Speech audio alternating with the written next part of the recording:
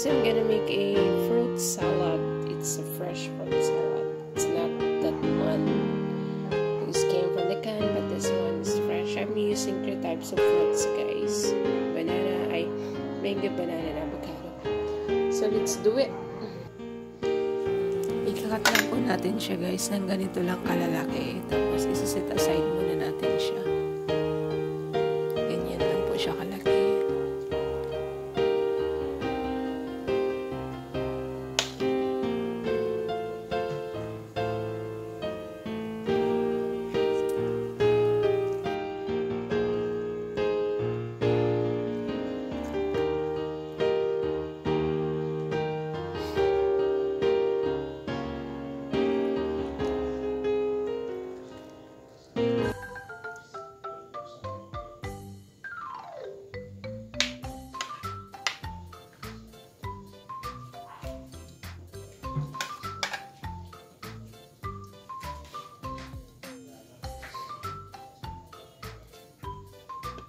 Yung banana pala dito, guys, mas maigi siya pag yung yung fully ripe na banana.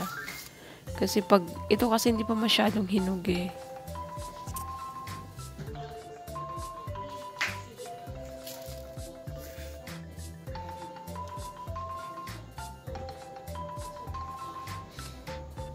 Yung cut ko dito, guys, is medyo malaki siya kasi ayoko na sobrang pino kasi pag once kasi na sobra na siyang pino, madali siyang madurog pag i-mix natin lahat ng ating fruits.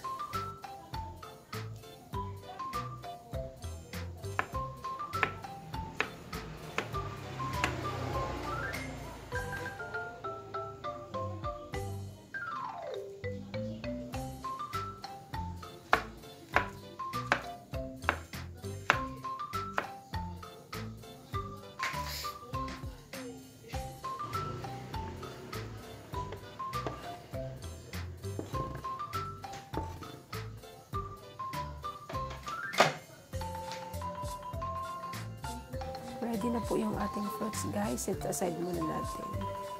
In a big bowl, mag-add lang tayo ng, yung aking Nestle cream base is naka-fridge yan siya.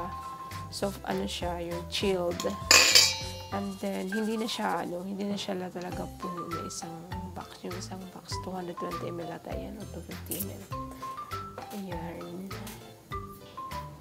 And then, yung aking condense, wala pang half cup yung nilagay ko dyan kasi ayaw ko ng sobrang tamis. Ayan po. So, i-mix muna natin siya ng maigi na mag-well combine na yung ating condense and Nestle cream.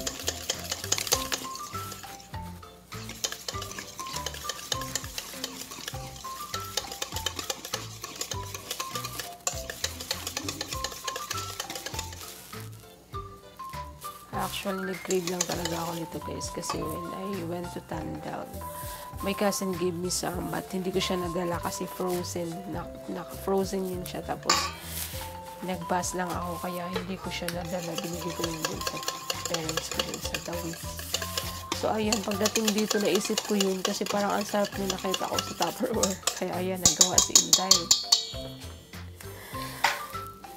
Yan. Ayan po, okay na yung ating mixture ng ating Ilagay na natin yung ating fruits, guys. Ayan po, ihalo-halo lang natin yan. Na mag-well combine na yung ating milk sa ating fruits. Ayan po, ganyan lang siya, guys. Ganyan lang siya kadali. Mas masarap lang talaga siya kainin, guys, pag ganito is very cold. Kailangan i-chilled na talaga. Naka-chill talaga siya sa fridge ng quite sometimes para as in refreshing yung dating ng ating fruit salad. Ready na yan, guys. Ilagay ko na yan sa fridge.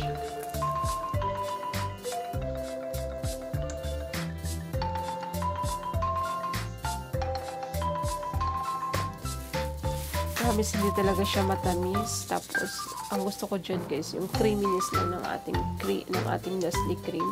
And then, yung sweetness ng ating saging and mango. na hinaluan ng avocado. Kasi yung avocado yan guys, ay hindi siya totally super. You know the taste of avocado naman, hindi siya totally sweet talaga, di ba?